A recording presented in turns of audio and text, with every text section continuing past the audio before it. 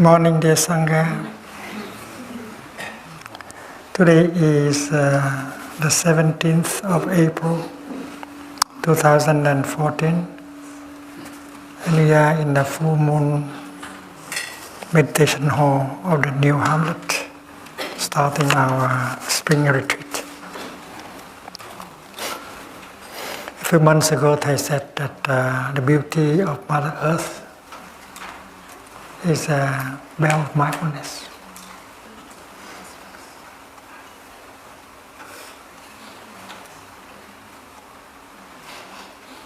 It's springtime now, and you can see how beautiful is Mother Earth. And if you don't see it,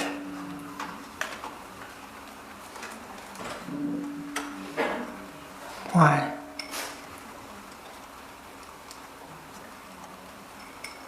You can see the beauty of spring, of the earth, of Mother Earth, and then happiness will be there right away. But maybe something is blocking the way, preventing you to see the beauty of Mother Earth. Maybe you are looking for something else.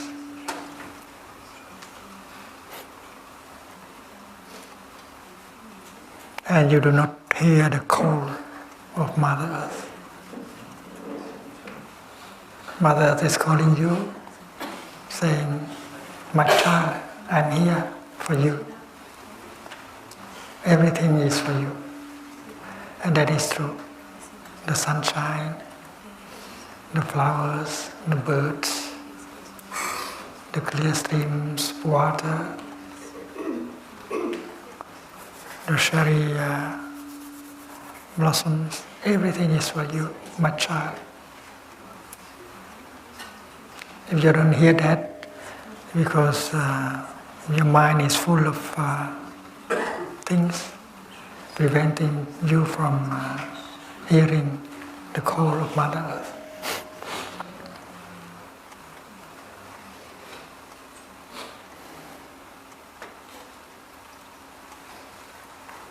Not only Mother Earth is beautiful in springtime, she is also beautiful in summer. And in autumn, she is also very beautiful. And in winter, she is also very beautiful. The beauty of Mother Earth is always there for us. And she is telling you that she is there and she loves you.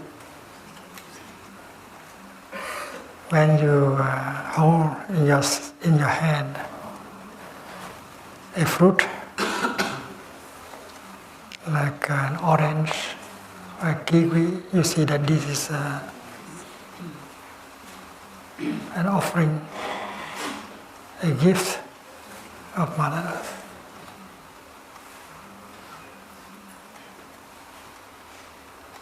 Every flower is a smile of Mother Earth. She is smiling to you, and you don't want to smile back. Every fruit is a gift to you by Mother Earth, but you do not feel thankful because you are not there.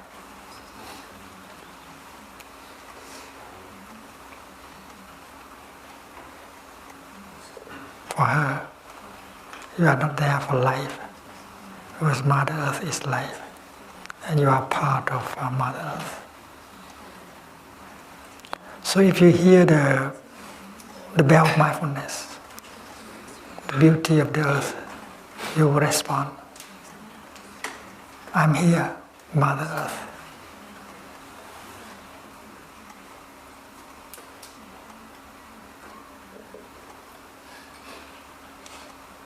And the basic condition for you to hear the call of Mother Earth and to respond to her is silence. If you do not have silence in yourself, if your mind, your body is full of noises, and then you cannot hear her call. There is a radio going on in your head, non-stop thinking radio.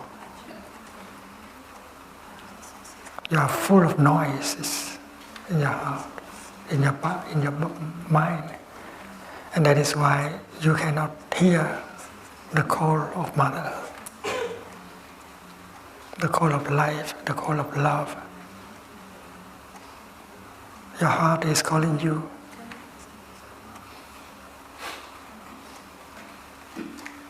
But you don't hear.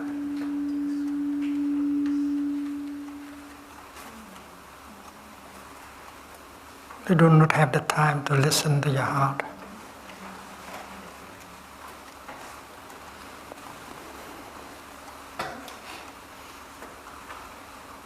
With the practice of mindfulness, you'll be able to stop the noise in you. And it is easy enough.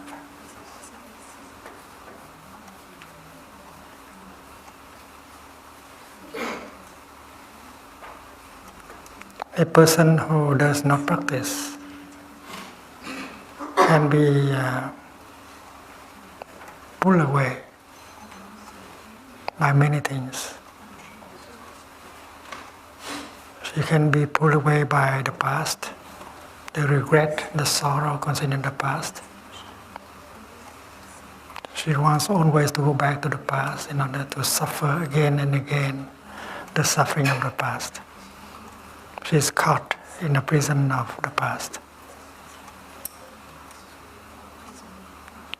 And a person who is anxious, fearful about the future, she is pulled away by the future.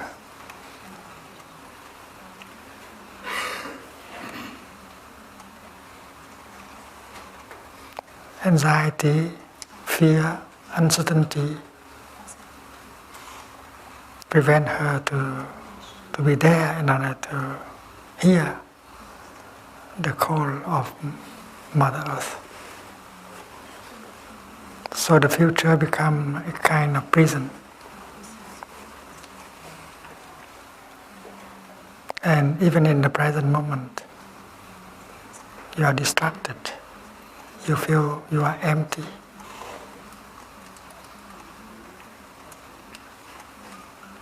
You feel you have a feeling of vacuum, emptiness in yourself. You long for something. You expect something.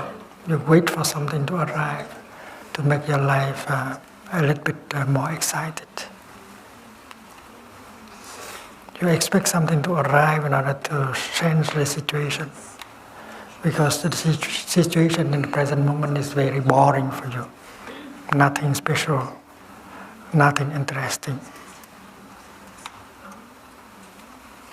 But in fact, if you are really there, having the capacity to listen and to look, you see that life is full of wonders. It's not boring at all, and you can enjoy everything, every moment of life.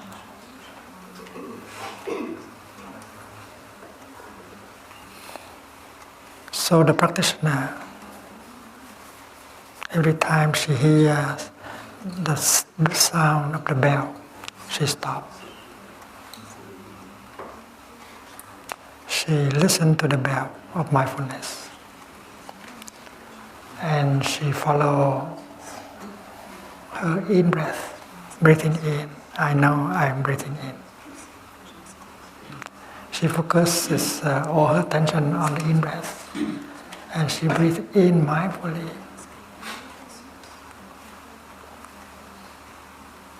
And while breathing in mindfully, paying attention only to the in-breath, she releases everything. She releases everything. The past, the future, the longing for something. She stopped the thinking and she may enjoy the in-breath. And in 2 or 3 seconds she may awaken to the fact that she's alive, she's breathing in. She is there. She exists. She touches the wonders of life. I am here, alive. So stopping thinking about the past, the future, the projects, stopping longing for something. She focuses her attention on her in-breath.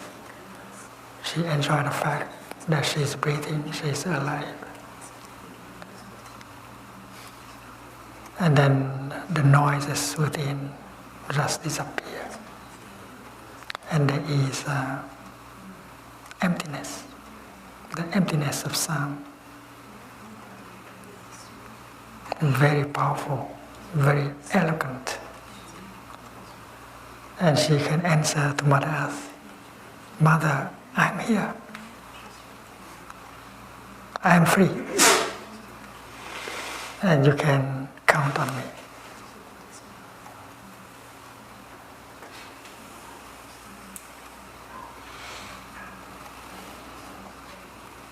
I'm here.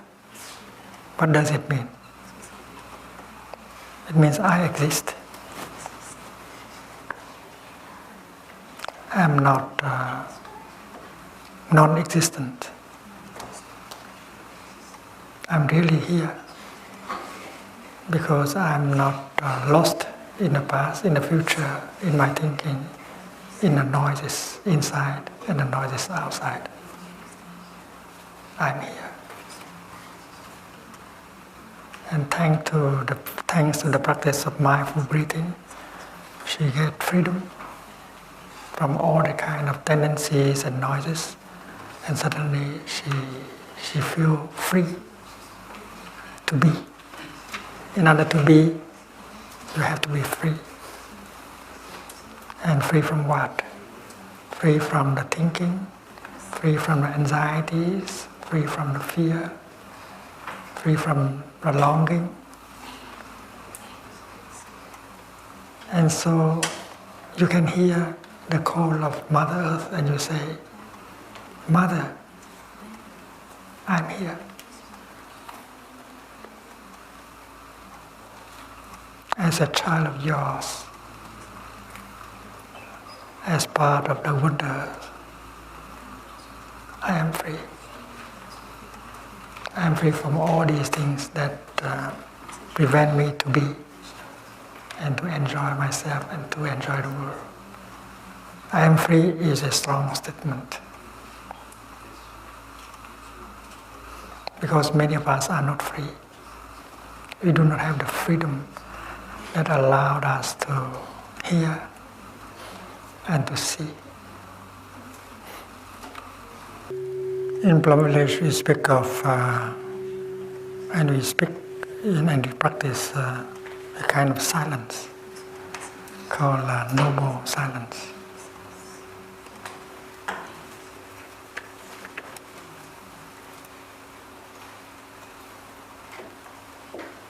And the practice is easy. Because if we have the silence, the noble silence in us, we are free.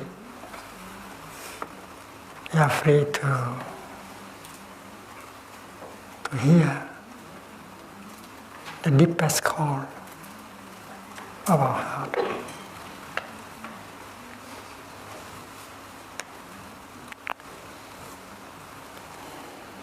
We just finished a very wonderful French retreat. I remember that that day in the upper hamlet, we had lunch together outside, sitting on the grass. We sit in circles. One small circle, and then another circle, another circle, around. Everyone went and served and came and sat down. And he did not say anything. We practiced silence. No one was talking. I was the first one who sit down in the inner circle, and he practiced mindful breathing to establish silence in him. And he listened to the birds, to the wind, and he enjoyed the beauty of spring in the upper hamlet.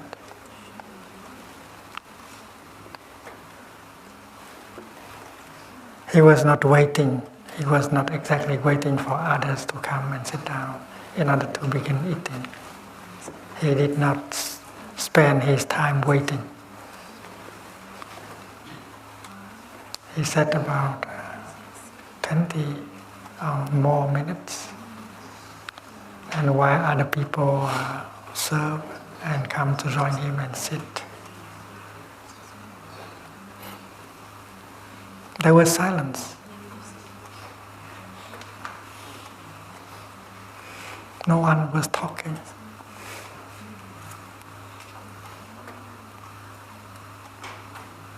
But that silence is not deep enough, because there may be thinking going on. While you serve, while you walk, you hold your plate and you walk. And Thich was sitting there and with silence, and he observes. There was silence, but not the best, because there was some thinking going on in some people who are serving, walking, and sitting down. And then when everyone was seated, they began to invite the bell of mindfulness. And since we have spent 1 week together practicing listening to the bell and breathe in and out mindfully, everyone practiced very well. Right after the first sound of the bell of mindfulness, the silence is quite different.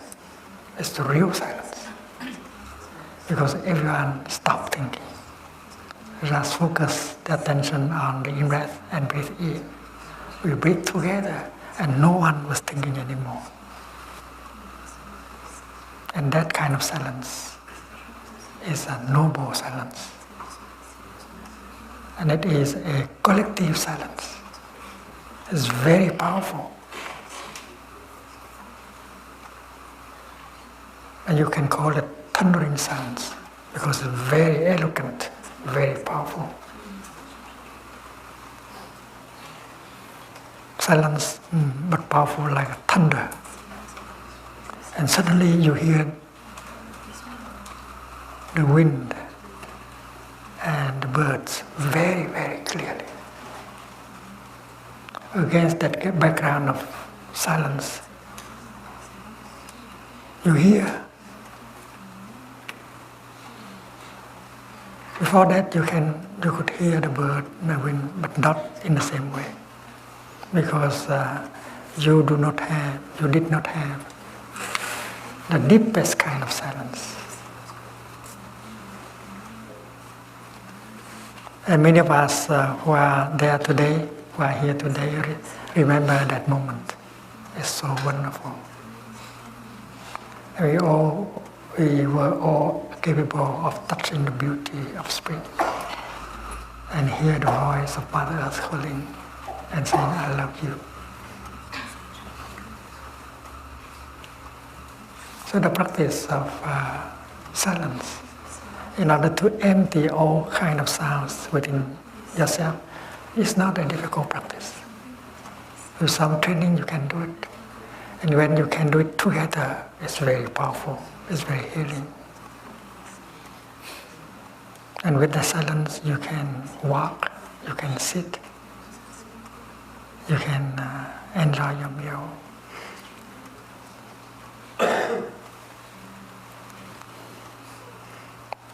And when you have that kind of silence, you have enough freedom.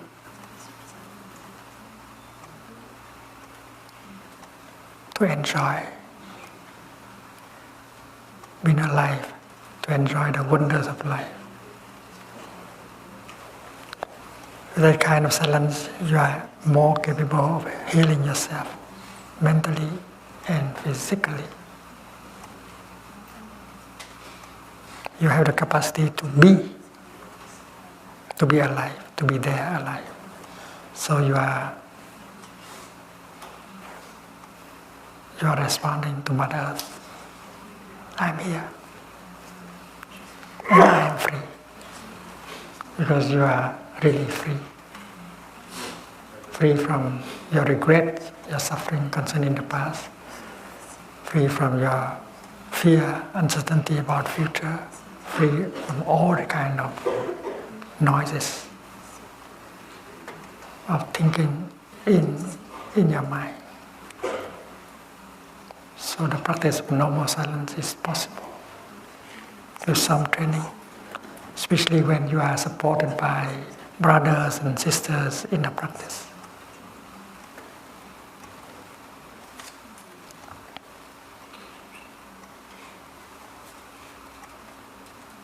Silence is not a sound, but it is also a very powerful sound.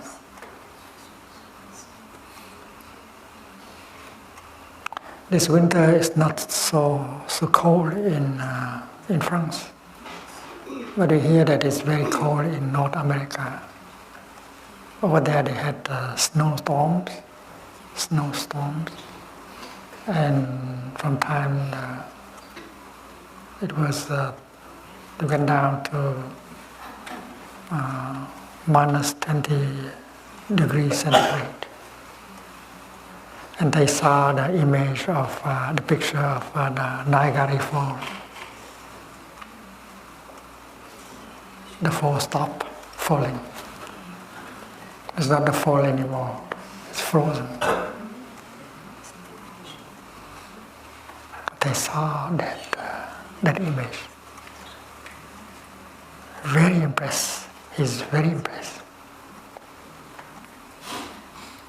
The fall stopped falling together with the sound.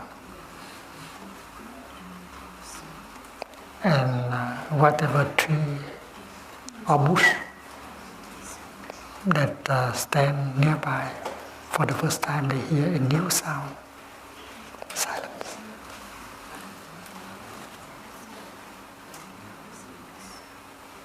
And they ask, what kind of sound is that? Silence. About 50 years ago, Thich was in Chiang Mai, northeast of Thailand, in a retreat for young people.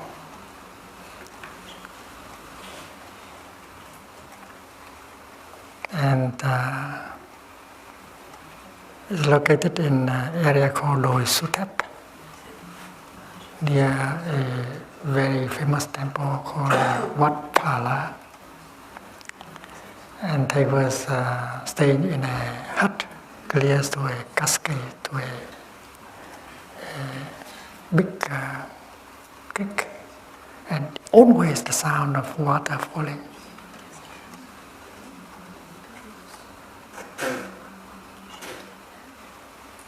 And they enjoy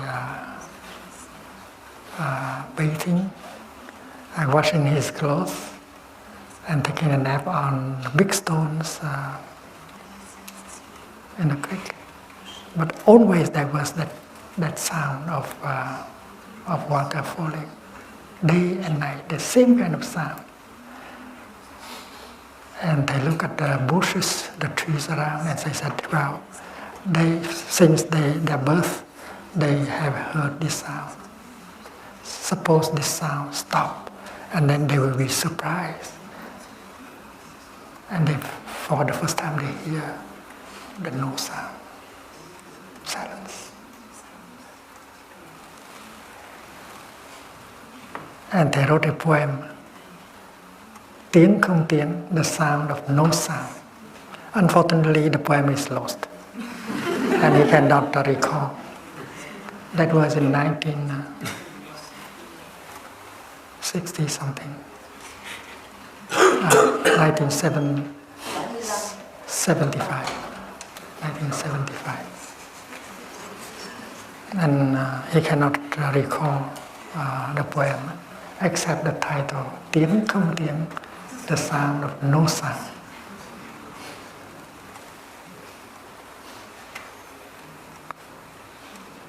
So to imagine that if suddenly the water stopped running, then all these vegetation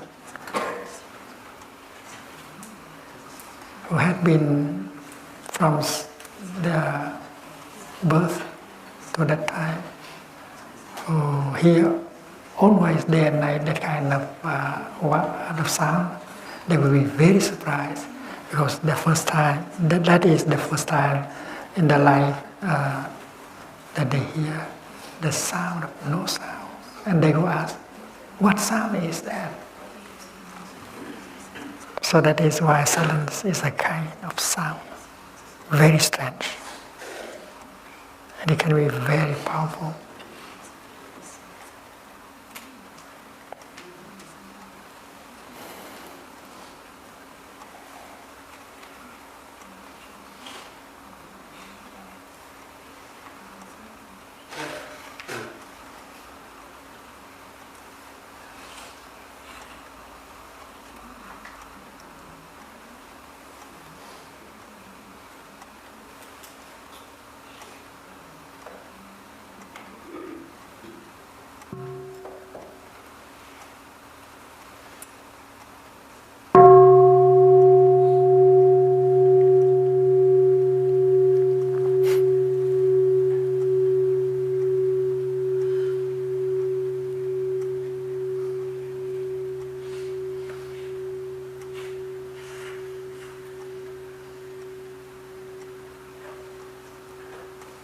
This morning we chanted the name of Avalokiteshvara, the Bodhisattva of deep listening.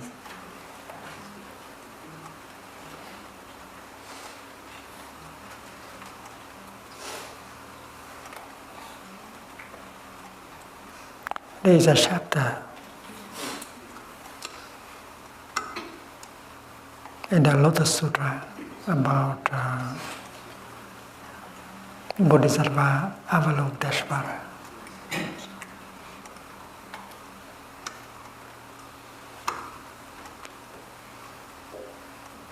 That is chapter 25 of the Lotus Sutra, called the Universal Door.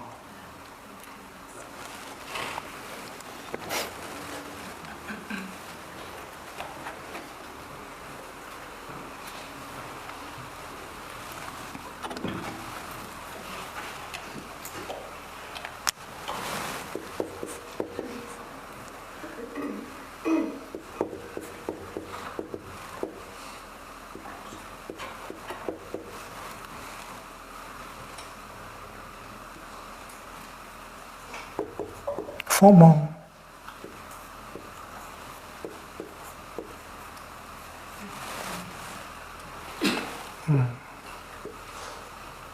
Samanta Mukha.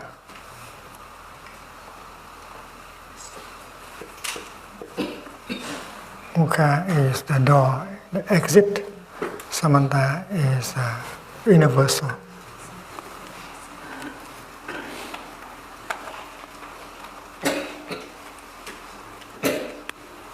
And the name of the Bodhisattva is Avalokiteshvara.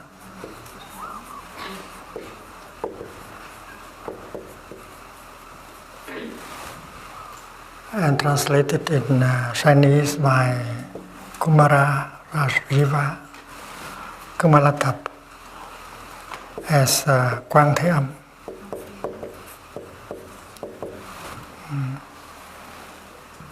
The one who observe, who meditate, who listen deeply to the sound of the world.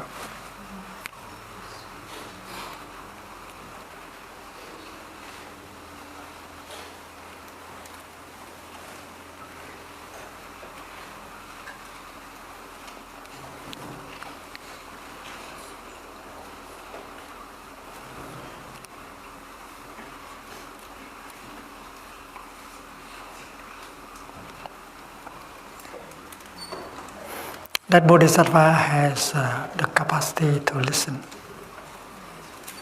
to all kinds of sounds.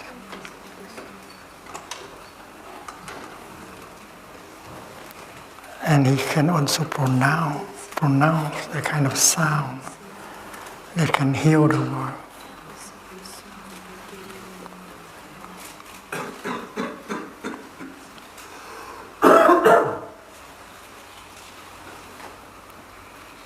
The word here means sound, or voice sound.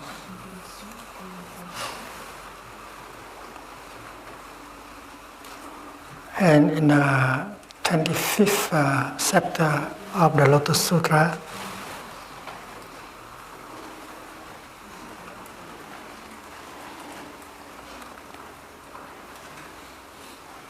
five kinds of sound are mentioned. Diệu âm,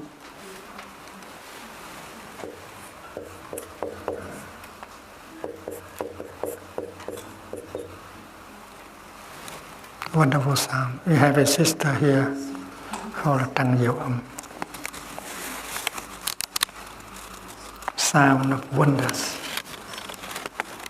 The wonders of life are calling you. They are a kind of sound. Do you hear? Do you hear them? Do you hear the sound of the birds, of the rain, etc.?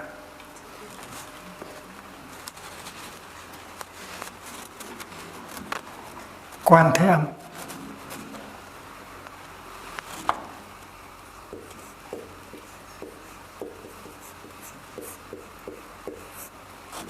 The sound of the one who observes the world.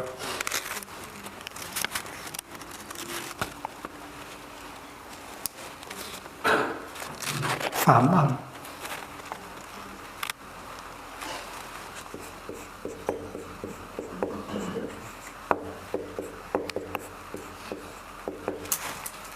The Brahma sound.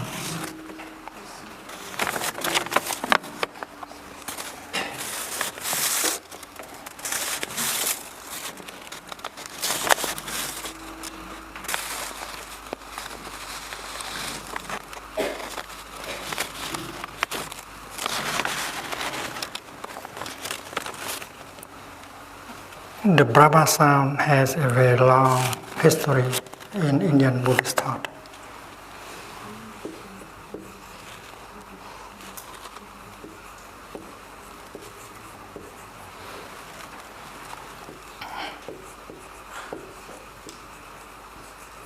This is Brahma sound. That is the transcendental sound. And that is a word. That is a word that has the power to create the world. that has a word that has an innate power to convey a particular sense of meaning.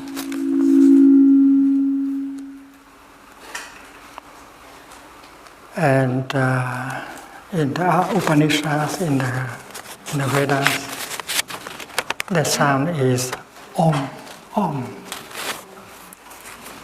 Like an Om in Om Mani Padme Hum.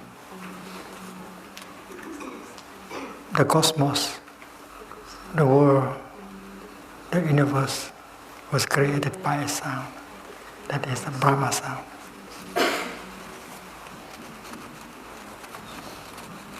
Om.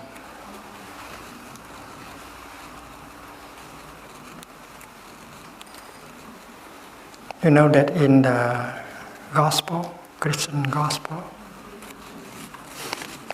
according to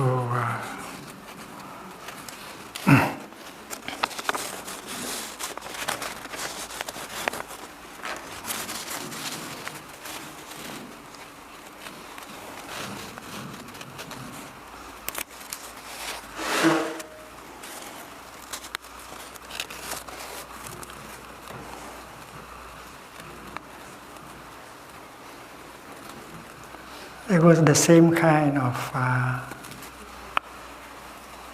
idea. The beginning of the word is the verb. In the beginning, there was the verb.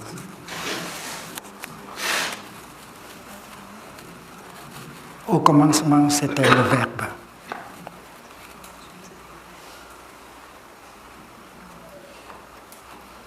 And according to the Vedas, that word, that verb is Om. And that is Brahma word. And according to many schools in the Indian traditions, they agree upon that. And the Purva Mimamsa tradition consider that word Om as the cosmic sound. From Brahma sound is cosmic sound. And the Vedanta consider it to be the ultimate reality, God. The God is a sound. The creator, the cosmos is a sound. Everything begins by the sound. Au commencement, c'était le verbe.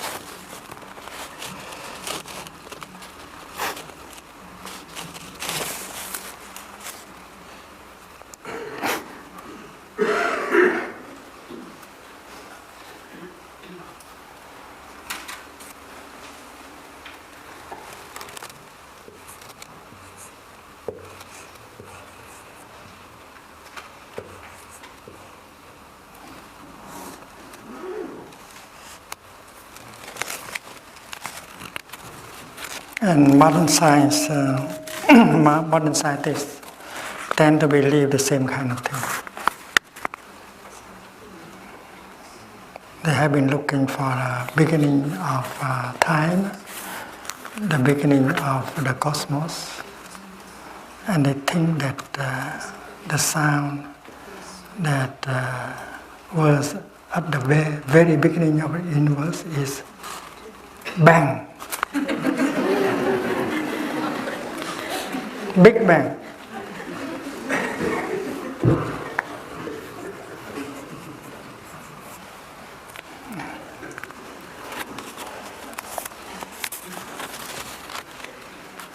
So not only Avalokiteshvara can listen to the wonders of life, can listen to the cries, the suffering of the world, but he can listen also to the ultimate reality, the sound.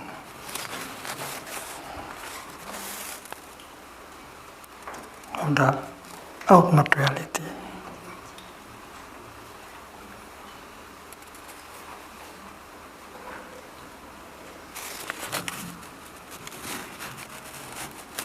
hai triệu âm.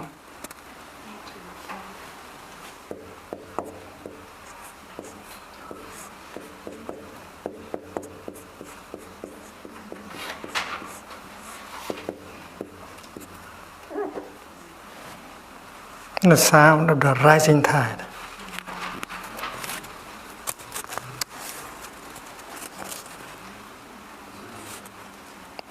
The sound of the rising tides symbolize the teaching of the Buddha, the voice of the Buddha,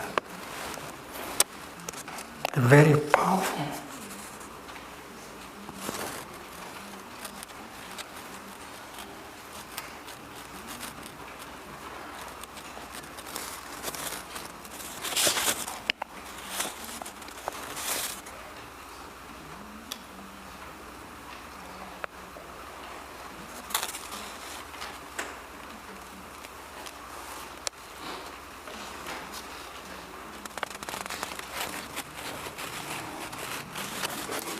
In Sanskrit, the word for ocean is a sagara. But in the Sanskrit version of the Lotus Sutra, we have the expression Jaladhara.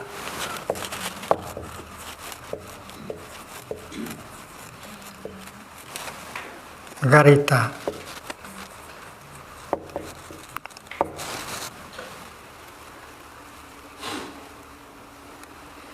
Garita is the sound.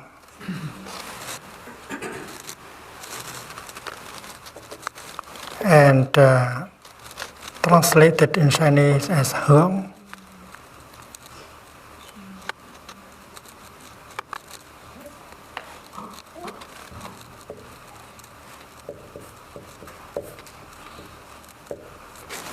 Hướng, âm hướng.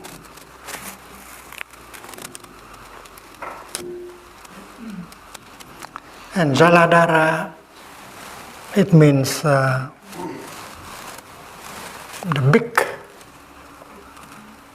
big clouds in the sky that bring about the rain.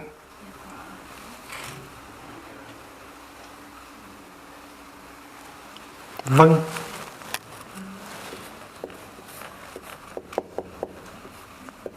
Vâng. Vũ. Big cloud, big rain. And it means also đại dương. Great ocean.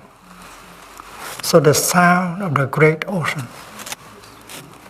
And that is hai triệu âm, the sound of the rising tide. Very powerful. The teaching of the Buddha can destroy a lot of misunderstanding, remove affliction and transform. It's very powerful.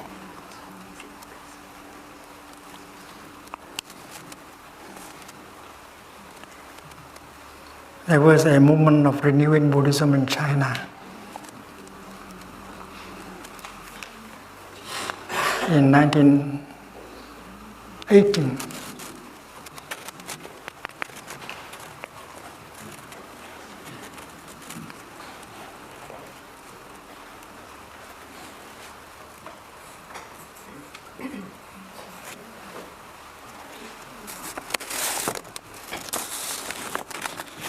Chinese scholars, including monks and lay people, they come together and they publish a Buddhist magazine called Hai Triệu Âm, to voice the sound of the rising tide.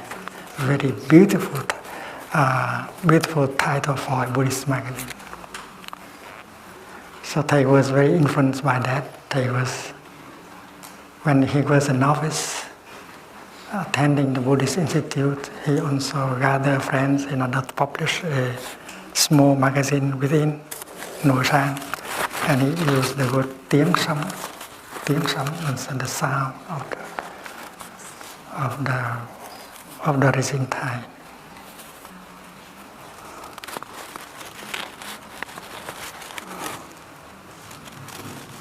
Tiếng sống.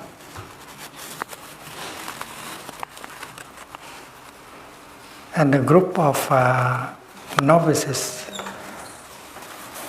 who helped Thầy, together with Thầy publishing tiếng sống, they have become very old monks. All of them have died, except Thầy and another one is still alive in Huế. He has been invited to Plum Village several times. He said that I'm too old, I cannot come. Trương Trí, Hòa thượng Trương Trí at Phước Điền Temple.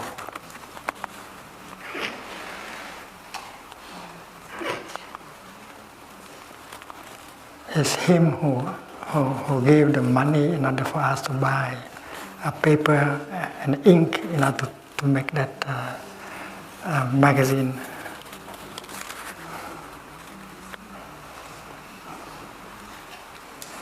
But the ideas promoted by that magazine is so advanced, progressive. That is why we were forbidden to continue.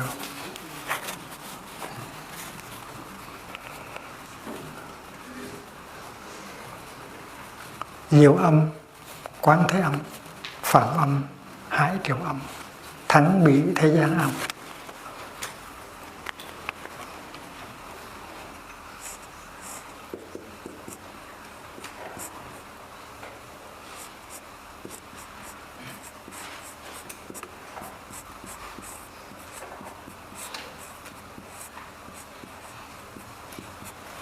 The sound that transcends all the sound of the world.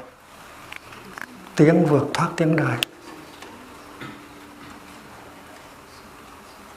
And when you think of Avalokiteshvara, if you want to meditate on him, and you have to understand him in terms of the 5 kinds of sounds. The wonder, sound of wonders, the sound of the one who observed the world, the ultimate sound of Brahma, the sound of the rising tide, and the sound that transcends all worldly sounds.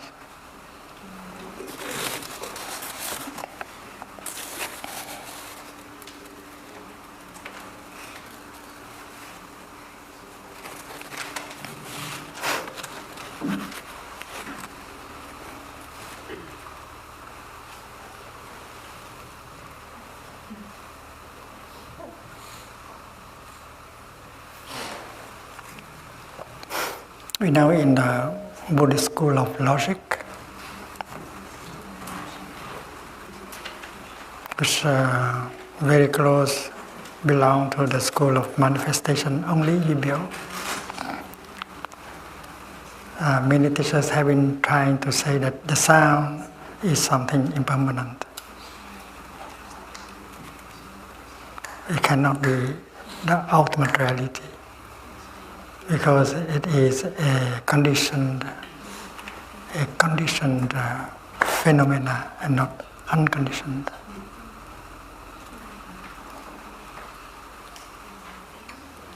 Because in Buddhism we speak about the 2 kinds of phenomena, conditioned and unconditioned. Samskrita and asamskrita, huvi and vovi, and all conditioned dhamma are impermanent.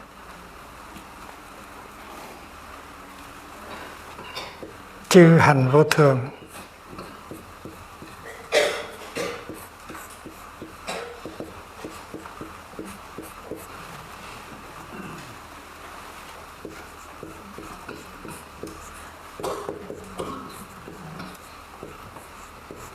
All formations are impermanent.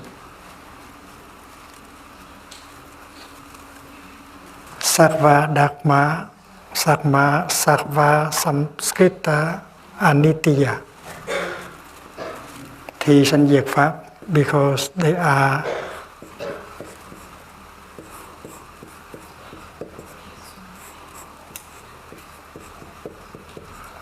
things that have to go through birth and death. So sound is the same. sound cannot be considered to be the ultimate.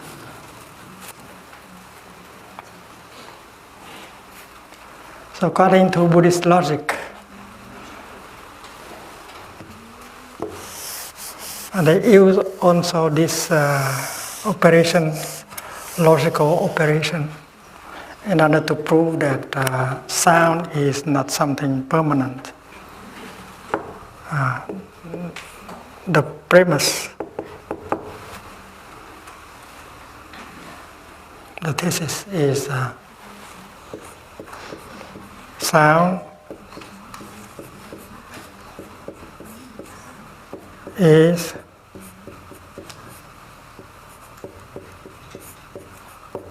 impermanence, thanh thị vô thường. Đây là cái chủ trương. This is the theme. Sound is something impermanent.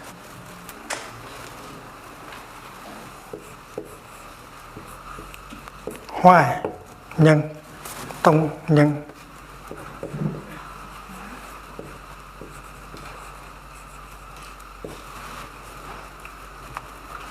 Because it is something, its nature is to be created, to be made.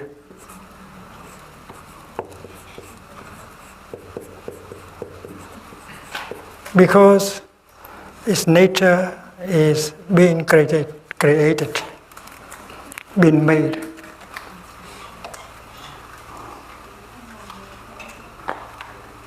It means that according to our observation, anything is made, anything is created must be impermanent. So if the world is created, the world is impermanent.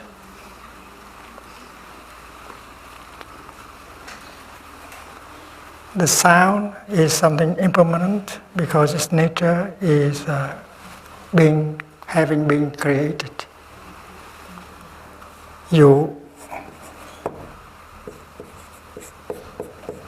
Example.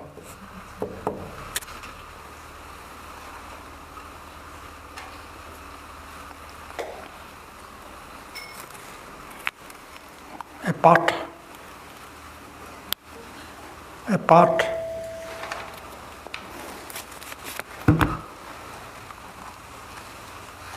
A teapot. Or a flower pot.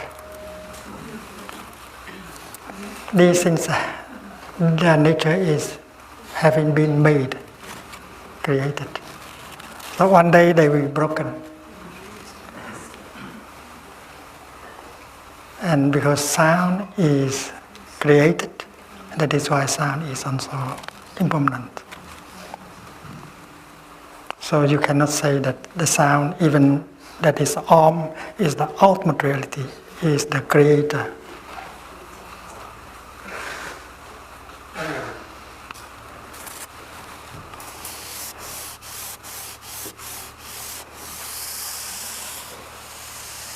This logic operation called the three limb operation.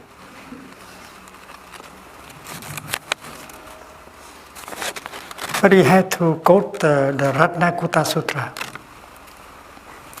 In the Ratnakutta Sutra, which is one of the earliest Mahayana Sutra,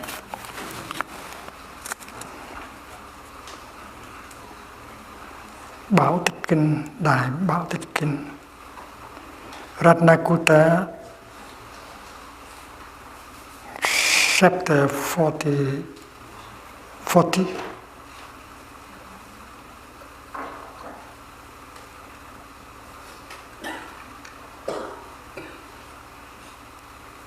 speak about the voice, the word of the Buddha, of the Tathagata.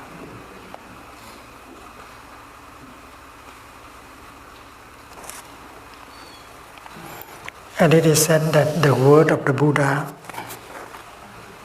The word of Avalokiteshvara also is first of all Yi Yai.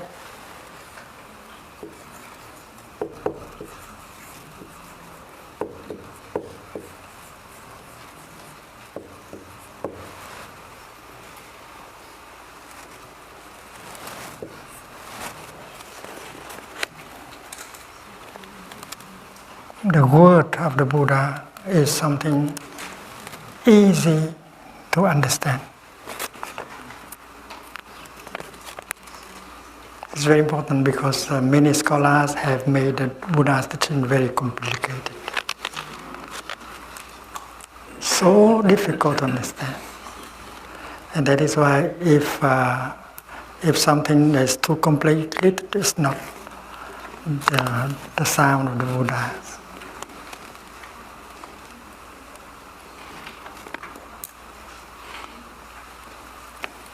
Yi means Thich. Yi means easy to understand. Yi means Thich.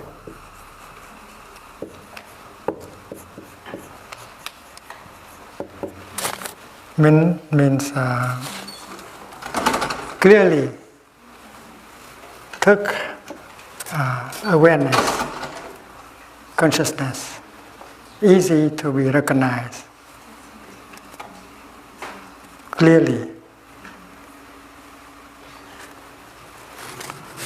Bất cao đại âm.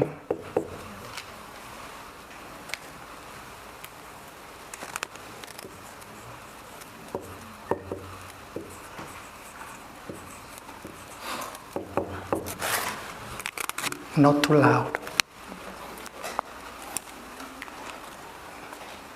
Not big words, not too loud. Too loud, not too loud. Không có ồn ào, not too noisy, not noisy. The sound of the Buddha is not noisy, is not too loud.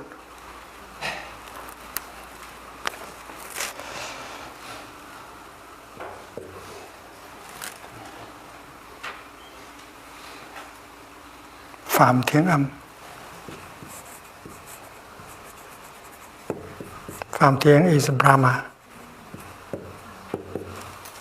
equivalent to this. Hái Triệu Âm.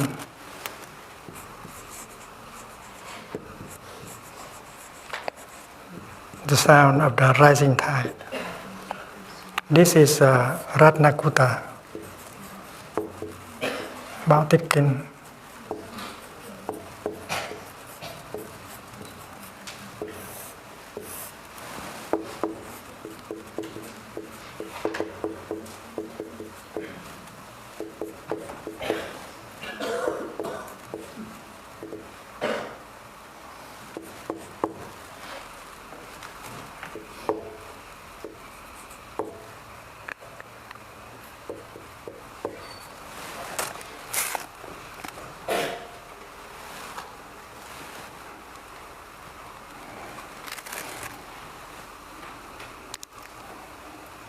Vâng lối âm.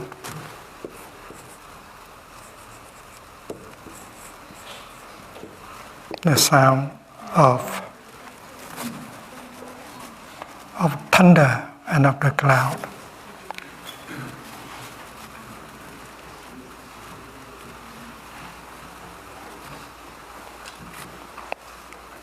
The cloud can give birth to lightning and thunder. And the cloud represents the ocean.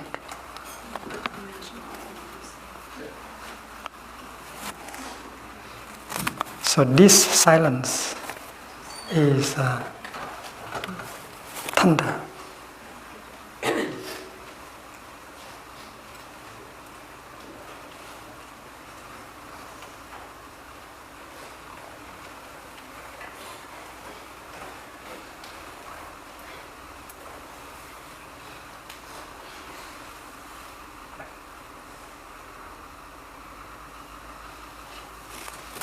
Tùy hư không lượng âm.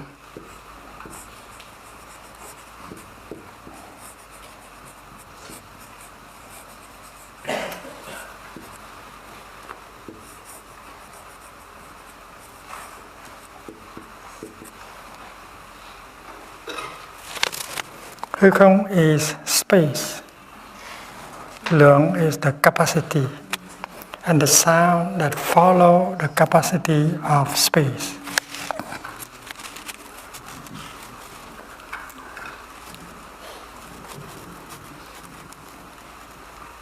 It means the sound that can fill the totality of space. Everywhere you are, you find yourself, you hear the sound.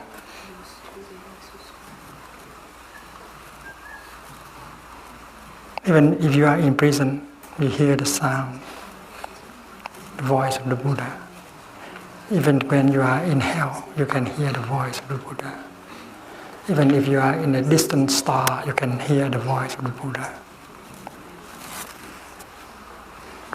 Nhất thiết.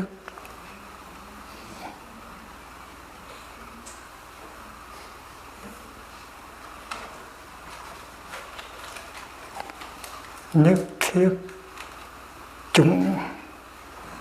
Nhất thiết chúng diệu thành tựu.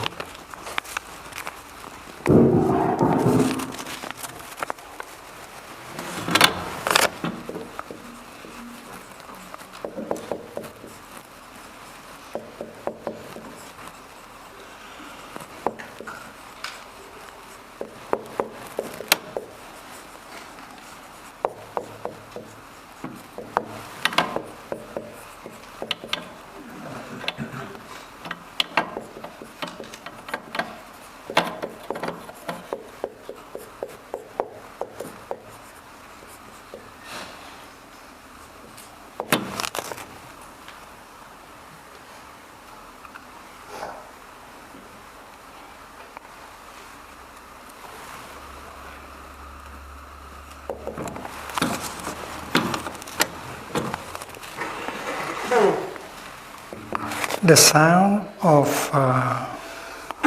the realization, thành tựu, of everything that is marvelous.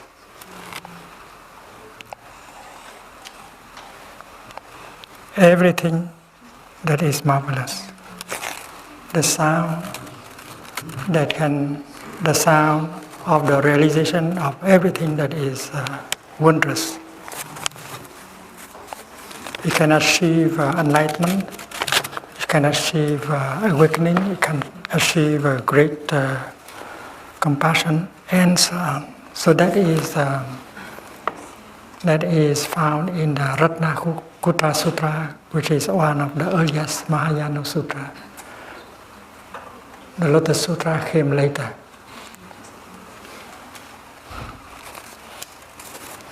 And we see that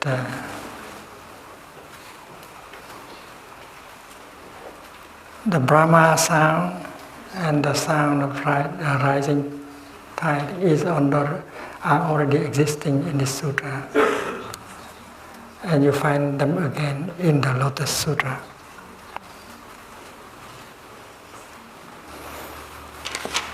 When we have been able to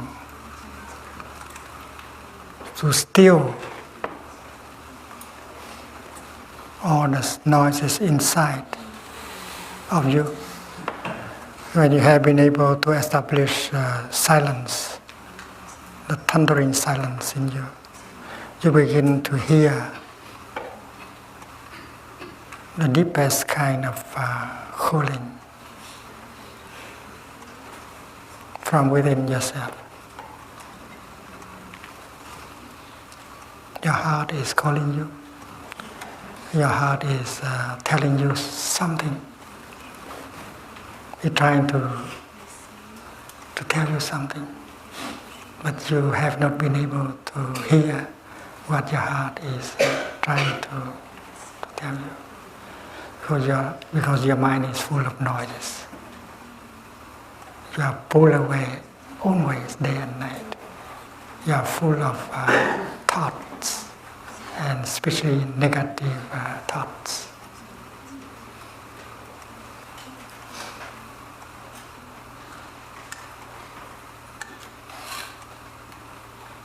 In our daily life, we spend most of the time looking for comforts.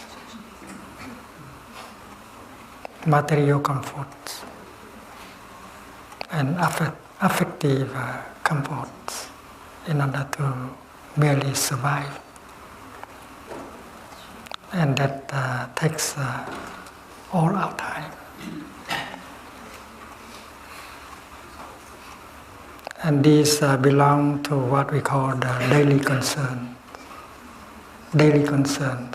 We are preoccupied with our daily concerns. How to have enough money, how to have enough food, shelter, salary, material comforts. That is our daily concern.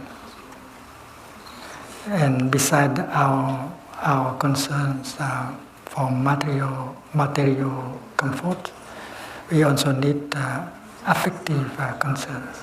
Whether he loves you or she wants to still supporting you, and you worry all day because of that kind of question. So looking for someone to rely on, you depend on him, on her, and you are trying to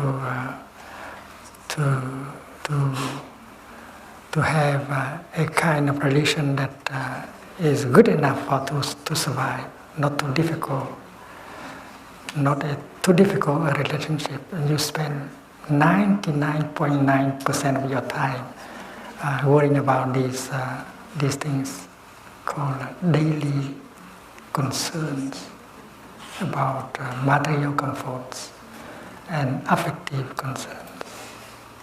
But the deepest concern in you, you have not seen it, you have not heard it, and that is the ultimate concern. And every one of us has an ultimate concern that has nothing to do with material concern and affective concerns. What do we want to do with our life? And that is the question. You are there, but why you are there? Who are you? What do you want to do with your life?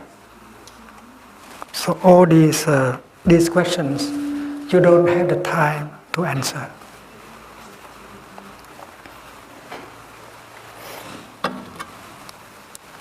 Who are you?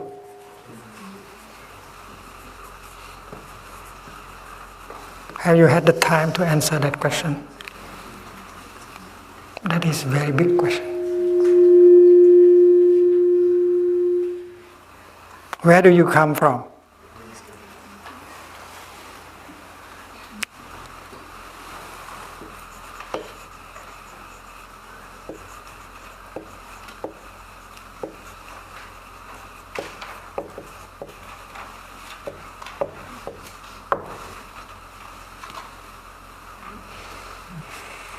Why are you there?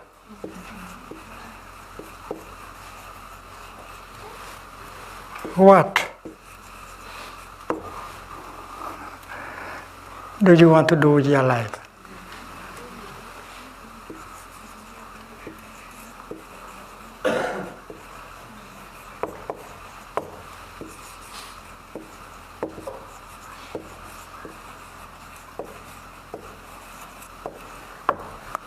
These are not just philosophical questions, because if we are not able to answer them, and then we do not have peace, and we do not have joy and happiness.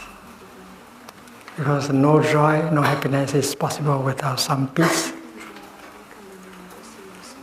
And many of us are ignorant about these kind of things.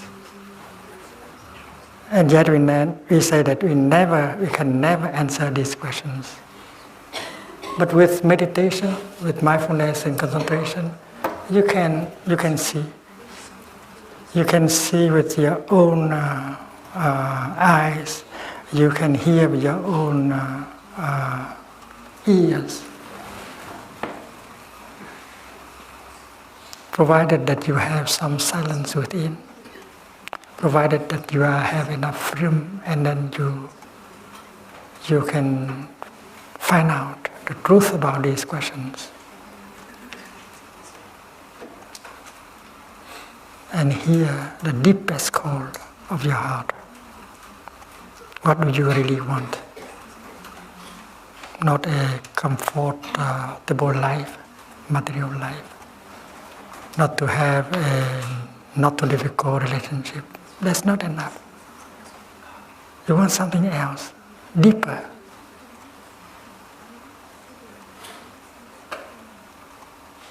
You have a deepest desire, but you do not know what the desire is.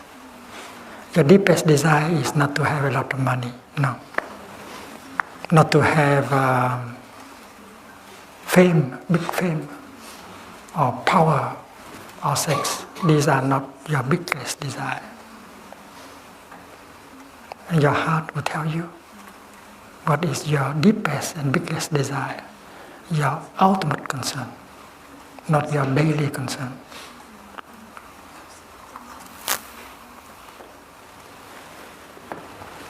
So when you ask the question, who are you?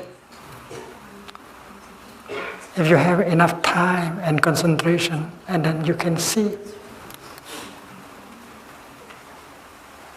that you are a continuation of your ancestors.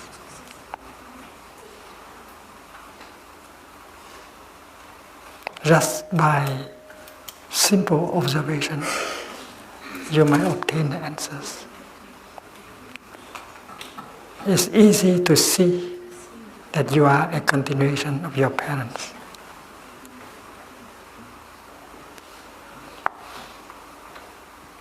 Your parents and your ancestors are fully present in every cell of your body.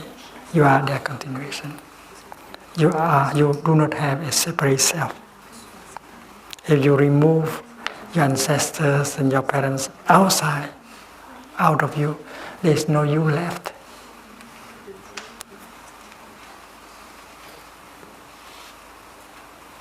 And you see that you are made of elements like water. You are made of water. If you remove water from you, there is no you left. You are made of earth. If you remove an element of earth out of you, there is no you left. You are made of air. And you need air desperately. Without air, you cannot survive. So the element of air in you, if you remove it, there is no you left. And the element of heat, the element of light in you, you know that you are made of light. Without light, without the sunshine,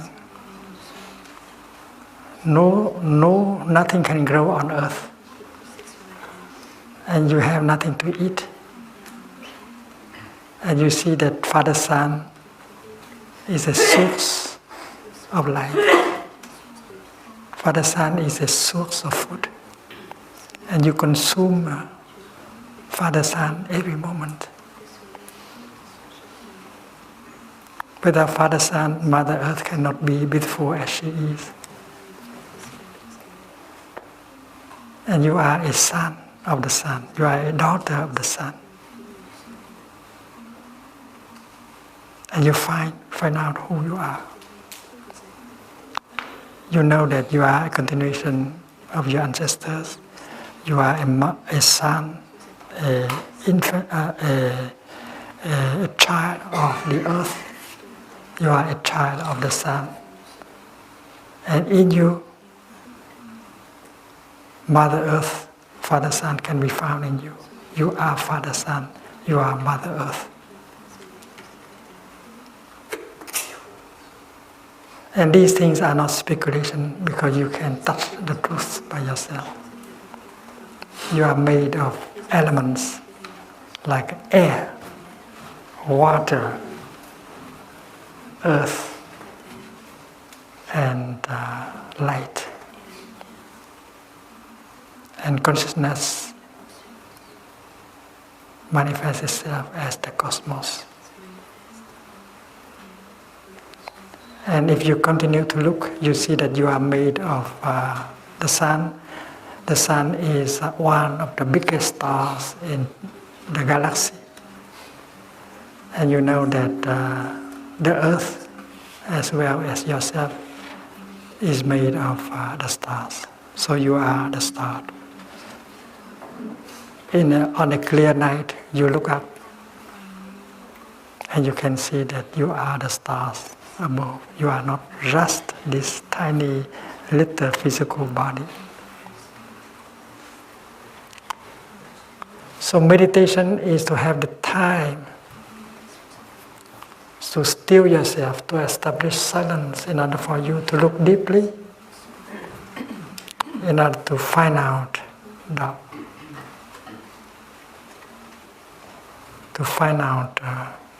who you are and what do you want to do with your life.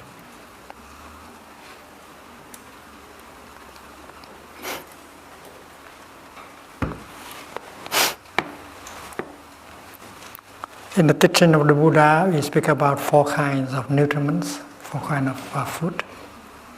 First of all, edible food that you eat every day. And then sense impressions. And you consume with your eyes, ear, nose, tongue, body, and mind. You consume all the things.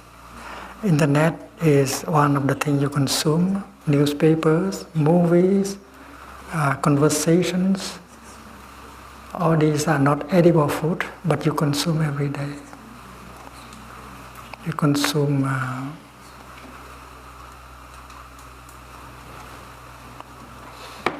and then the second source of nutriment is sense impression. The third source of nutriment is volition. Volition is your desire, your concern. And you know that beside the daily concern, you have an ultimate concern. You have a deep desire.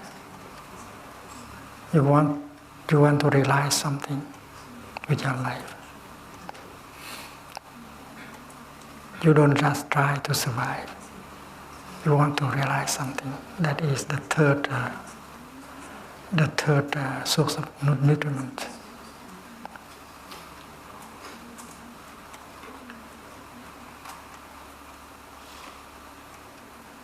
Maybe your desire is to help people to suffer less. Your desire to help Mother Earth to be preserved. Your desire is to help people to suffer less. And many of us have that kind of desire in us, spending our time of life in order to help people suffer less. And when people suffer less, we suffer less.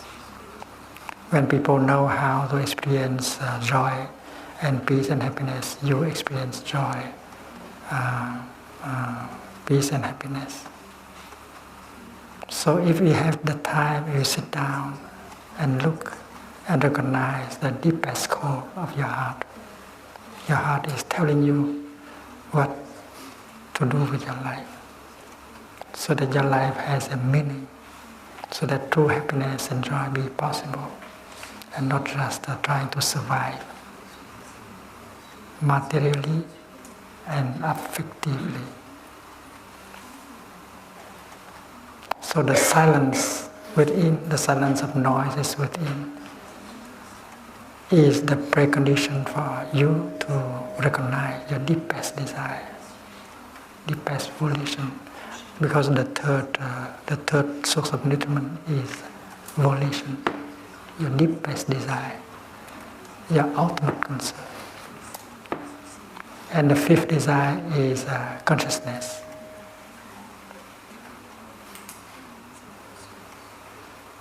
Because if you have consumed a lot of negative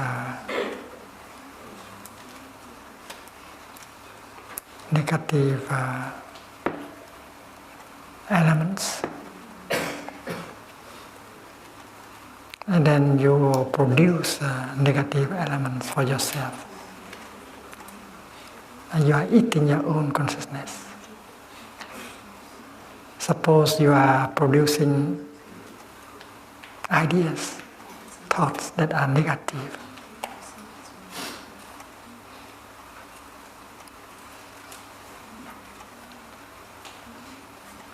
Negative thinking.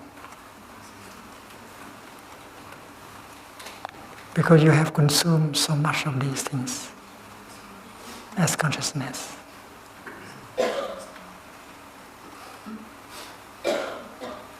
When you are surrounded with people who have a lot of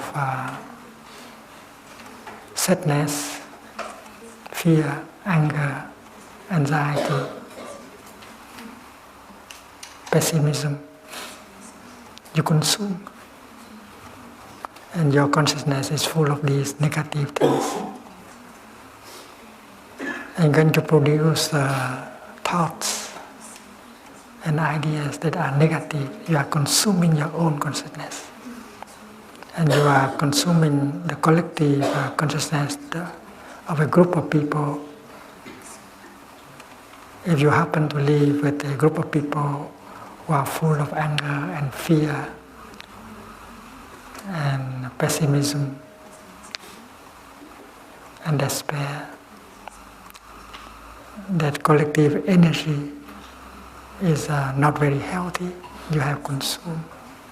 That is why now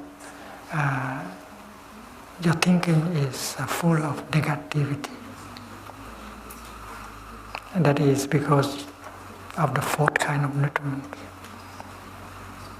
But when you hear the voice of the Buddha, the voice of Bodhisattvas, full of compassion, full of understanding and love, and you hear the voice, the calling of Mother Earth, full of patience, full of love, and then you consume. You consume wholesome elements of life. You consume the wonders of life. You consume the sound of the rising tide. You consume the sound of the ultimate. And then one day you begin to offer positive thinking, positive talking that will help heal you and heal the world. When you produce a thought full of pessimism, a thought full of anger and fear and hate, that thought produced by yourself will harm you, destroy your health, and will help destroy the health of the world. That is called wrong thinking. But in the teaching of Buddha, you practice right thinking, producing only thoughts that can heal you and heal the world. The thoughts that have the element of understanding and compassion. So you have to learn how to nourish yourself with compassion and understanding, so that you can produce thoughts of understanding and compassion. When you hear Dhamma talk by the Buddha, you consume. You consume understanding, you consume compassion. And if you consume every day these healthy food, and then one day you will stop producing negative thoughts. You produce thoughts in the line of understanding and compassion called right thinking. And together with right thinking, there is right speech and right action. And these kind of things have the power to heal you and heal the world. That is why if it happens that you are always pessimistic, if you always think and speak in terms of anger or hate or despair, because you have consumed too much of these things. So the fifth mindfulness training is about mindful consumption. You don't hear, you don't look. You do not consume the things that are toxic, full of fear, anger, hate. When you go to the internet, you know that there are plenty of good things on it, and there are a lot of toxic things in it. So the internet is a source of nutriment, a source of consumption. When you read magazines, novels, watch televisions, you consume. And you know that practicing the fifth mindfulness training, you will not consume the things that have toxins and poisons. So you know that if you have the tendency and habit of thinking negatively because you have consumed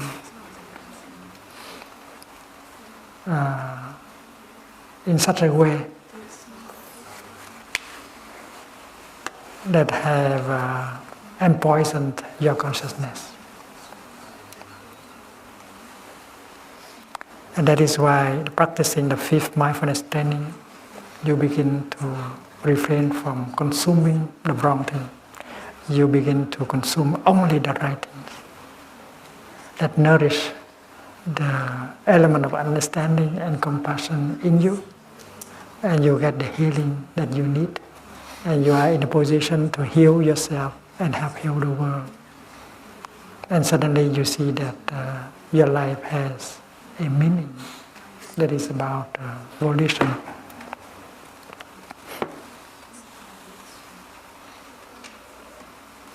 If you can hear the voice of Mother Earth calling you, and then you don't want to run anymore.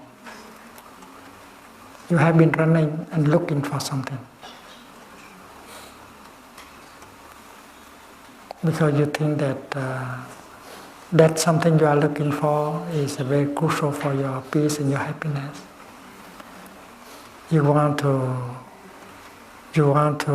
demand to have that condition and that condition in order for you to be happy. And you believe that you do not have enough conditions to be happy right now. And that is the habit or energy of running that many people have. I cannot be peaceful now. I cannot be joyful now. I cannot enjoy it now because I need more conditions. So you are demanding. But Mother Earth shows you that in the present moment they are full of wonders, the sound of wonders. And if you can be there and free, you can be happy right here and right now. You don't have to run anymore. But you are not capable of listening to the call of Mother Earth, to the call of your heart, because you are full of noises, and you are carried away by that kind of noises in you. That is why you cannot hear yourself. You cannot hear the voice of Mother Earth calling you. And that is why the practice of plum village can be described as very simple. The practice of mindful breathing, the practice of mindful walking help you to enjoy the here and the now in every moment. All the wonders of life are already there, they are calling you. And if you hear them, you can stop running and you begin to enjoy the wonders of life. diệu âm, the sound of wonders. Your body is a wonder. The tree standing outside is a wonder. The sunshine is a wonder. Springtime is a wonder. And yet you cannot get in touch. There is a Vietnamese poet who say, spring has come. All the flowers are trying to open. How about your heart? Why don't you let your heart to open like other flowers and be happy right here and right now?